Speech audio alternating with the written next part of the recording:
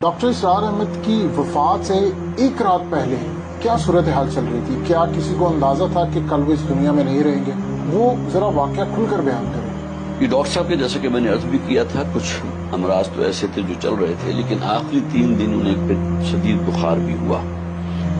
اور پھر یہ ہے کہ ایک اسہال کسی کیفیت، پیٹ بہت خراب ہوا، اس کی وجہ سے ضعف اور کمزوری ہوئی، اور اسی طرح ان کی کچھ تکالیف، خاص طور پر کچھ کمر کی تکلیف بھی بڑھ گئی تھی۔ تو ڈاکٹر عامر عزیز جو میرے کلاس فیلو ہیں، تو ان سے میں نے ذکر کیا تو وہ پھر آئے بھی ڈاکٹر صاحب سے ملنے کے لیے۔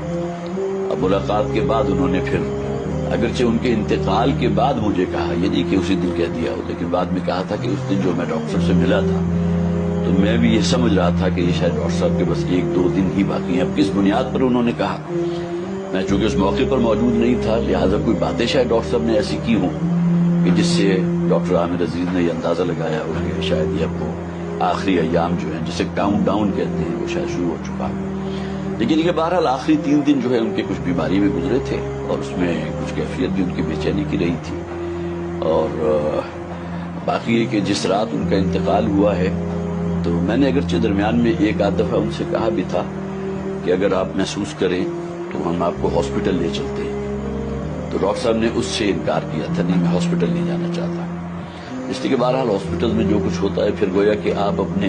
لواحقین کے جو ہے ان کو بالکل بائی پاس کر کے جو وہاں کا عملہ ہے اس کے ہاتھ میں ہوتے ہیں، خواہ نرسز ہوں، خواہ وارڈ بوائز ہوں، خواہ ڈاکٹرز ہوں، تو اسے انہوں نے خاص طور پر اسے منع کیا تھا کہ نہیں وہاں نہیں لے کر جانا۔ تو خیر بہرحال اس کے بعد رات کو جب ہم رخصت ہوئے تو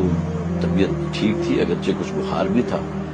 لیکن یہ کہ کوئی رات 3 بجے کے قریب پھر جو ان کا ایک خادم ہے جو میرا خیال ہے کم و بیش 10 سال ان کے ساتھ رہا ہے، اور وہ ڈاکٹر صاحب کے ساتھ ہی اسی کمرے میں وہ جو چھوٹا صوفہ کم بیڈ ہے اس کو فولڈ کر کے تو زمین پر وہ بچھا کے اپنا میٹرس وہاں سویا کرتا تھا۔ تو اس نے کوئی 3 بجے کے قریب مجھے فون کیا کہ ذرا آئیے ڈاکٹر صاحب، مجھے ٹھیک نہیں لگ رہی طبیعت۔ اب جب میں گیا تو کوئی کسی قسم کا وہ شور ہنگامہ بالکل نہیں تھا، تو میں نے کہا تمہیں کیسے پتہ چلا؟ تو ڈاکٹر صاحب تو شاید ابھی سو رہے ہیں، اس لیے کہ میں ابھی کچھ فاصلے پر تھا۔ تو اس نے کہا جی کہ ڈاکٹر صاحب کی کوئی خراٹوں کی جو آواز ہوتی ہے وہ کم سے کم 10-15 منٹ سے میں دیکھ رہا ہوں کہ وہ میں نہیں سن رہا۔ تو اس پر پھر میں ذرا تھوڑا سا چوکنا ہوا کہ کیا معاملہ ہے۔ تو میں چونکہ میڈیکل ڈاکٹر بھی ہوں تو میں نے پھر جب آگے بڑھ کر دیکھا تو محسوس ہوا کہ وہ جو بھی علامات ہوتی ہیں کسی شخص کے زندہ ہونے کی وہ موجود نہیں تھی۔ آنکھوں کی پتلی جو ہے وہ بھی ریئیکٹ نہیں کر رہی تھی، اسی طرح بی پی جو تھا وہ نہیں تھا۔